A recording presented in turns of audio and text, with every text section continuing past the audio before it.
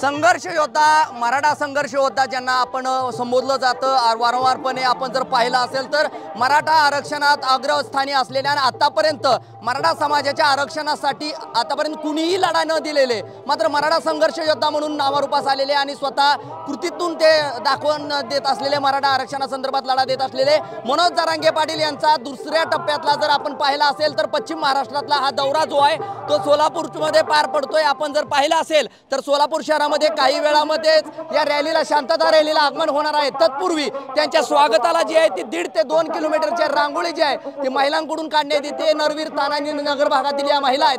सोलापूर शहरातील या भागामध्ये असलेल्या या रांगोळी जी आहे आपल्याला पाहायला मिळते। 1.5 ते 2 किलोमीटर ही जी रांगोळी आहे ते साकारताना आपल्याला काही भगिनी दिसत आहेत। ताई, काय सांगाल, किती वेळापासून तुम्ही ही रांगोळी काढताय आणि मनोज जरांगे पाटलांच्या स्वागतासाठी ही रांगोळी काढली जाते? 1 तास झालं।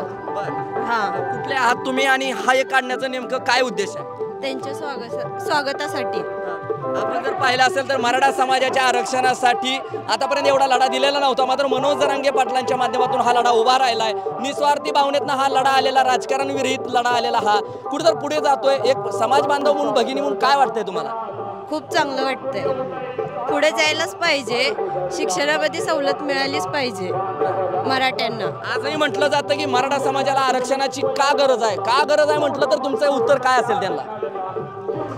कशासाठी आरक्षण हवंय? कशासाठी म्हणजे शिक्षणासाठी, मुलांच्या आम्हाला नोकरी मिळत नाही त्यासाठी। आपण जर पाहिलं असेल तर नरवीर तानाजी नगर भागातल्या या महिला आहेत आणि उत्स्फूर्तपणे या ज्या आहेत ते रांगोळी करताना आपल्याला पाहायला मिळत आहेत।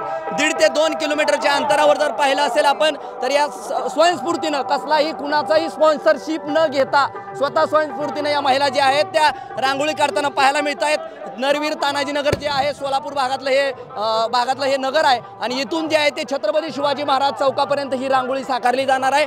कोणताही कुणाचंही स्पॉन्सरशिप न घेता, मी वारंवारपणे उल्लेख हाच करतोय की आपण जर आजही बघितलं समाजामध्ये तर अनेक स्पॉन्सरशिप घेऊनच कार्यक्रम देखील केले जातात, मात्र या महिला ज्या आहेत त्या स्वयंस्फूर्तीनं या ठिकाणी रांगोळी काढताना पाहायला मिळतात। काही वेळामध्येच मनोज जरांगे पाटील यांचं सोलापूरमध्ये जंगी स्वागत देखील केलं जातंय।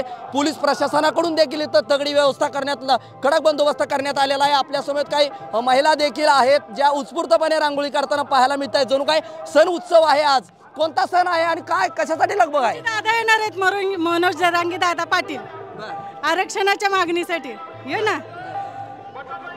नेमकं ही आरक्षणाचा लढा, दुसरीकडे मनोज जरांगे सोलापूरमध्ये येत आहे आणि ही 1.5 ते 2 किलोमीटरची भली मोठी रांगोळी माझ्या दादाच्या स्वागतासाठी। एवढा मोठा राजा आहे तो की सांगताच येणार नाही, शब्दात वर्णन करता येणार नाही त्यांचं। मराठा आरक्षणासाठी लढा आतापर्यंत एवढा कडेला कुणीही नेलेला नव्हता। सरकार देखील आजही दखल घेताना पाहायला मिळत नाही। मनोज जरांगेंचा आणि आरक्षणाचा लढा या संदर्भात काय सांगाल? मनोज दादांचं जरांगे पाटील आहेत ना, 1 मिनिट। नाही चालू। आरक्षणाचा लढा जो सुरू आहे जरांगे पाटलांचा, त्या आरक्षणाचा लढा कसा वाटतोय तुम्हाला? आणि त्यांचं सोलापूरमध्ये पहिल्यांदाच एवढं जंगी स्वागत होताना पाहायला मिळते। आरक्षणाचा लढा आधी पण झाला नव्हता एवढ्या मोठ्या प्रमाणात आणि पुढं पण होणार नाही एवढ्या मोठ्या प्रमाणात, असा लढा आहे।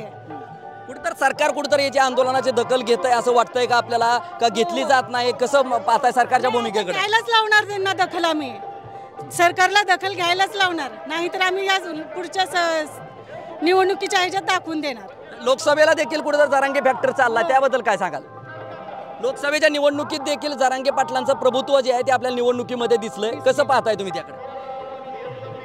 आता नाही लक्षात येणार मला सांगायला। विधानसभा निवडणुकीमध्ये जरांगे दादांचं हे जे आहे प्रभुत्व, ताकद जी आहे विधानसभा निवडणुकीत ती दिसेल असं वाटतं का तुम्हाला? हो, दिसणारच, दाखवून देणार आणि दिसणार सुद्धा। नेमकी किती महिला तुम्ही काढताय? ही जवळपास 1.5 ते 2 किलोमीटरची रांगोळी तुम्ही साकारताय। 20-25 दिवाळी, दसरा म्हणजे आमच्यासाठी दिवाळीच आहे। हे सगळ्यात मोठा सण म्हणजे भारतीयांचा दिवाळीच आहे।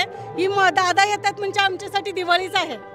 आपण जर पाहिलं असेल तर महिला उत्स्फूर्तपणे ही रांगोळी साकारताना दिसत आहेत आणि आमच्यासाठी हा दिवाळीचा क्षण असल्याचा, दिवाळीचा सण साजरा करत असल्याच्या भावना जी आहे ती व्यक्त करताना पाहायला मिळतात। त्यामुळे एकंदरीत सोलापूरमध्ये जे आहे ते मनोज जरांगे पाटील यांचं जल्लोषात स्वागत होताना आपल्याला पाहायला मिळतंय। तत्पूर्वी महिलांचं जे आहे ते उत्स्फूर्तपणे 1.5 ते 2 किलोमीटरच्या अंतरावर जी आहे ती रांगोळी साकारताना आपल्याला पाहायला मिळते।